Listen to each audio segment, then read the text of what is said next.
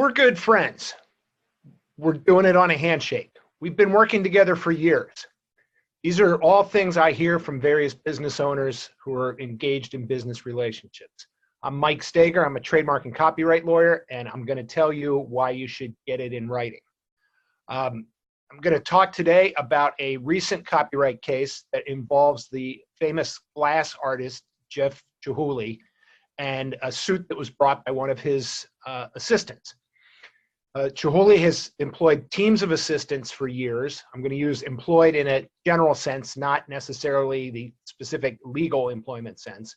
But Chihuly has a lot of physical limitations over the last 20 years, and his art-making process involves having assistants who prepare the backgrounds for various paintings for him, do a lot of the initial work, and then he adds his touch to the art later on.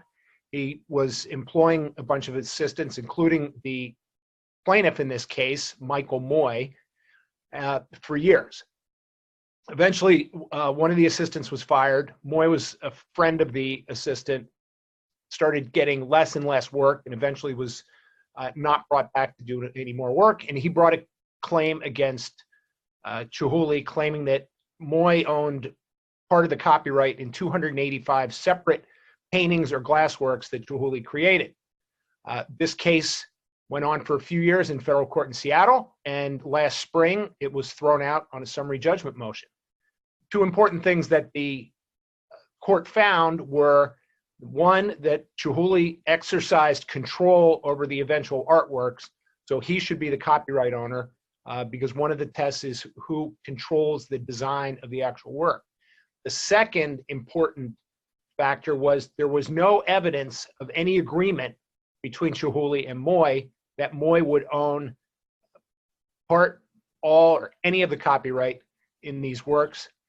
And that was not, there was no evidence to support that, nothing that would create a contract. So the case was dismissed. Chihuly ended up getting an attorney's fees award of $1.6 million that I'm going to guess is never going to be paid. And the lessons for both Chihuly and Moy were, if they would have had a contract, it would have said what Moy was entitled to and what compensation Chihuly was going to get. In the end, Moy got nothing, and Chihuly is stuck with this big attorney's fees bill. I'm Mike Steger. I'm a copyright attorney. Get it in writing.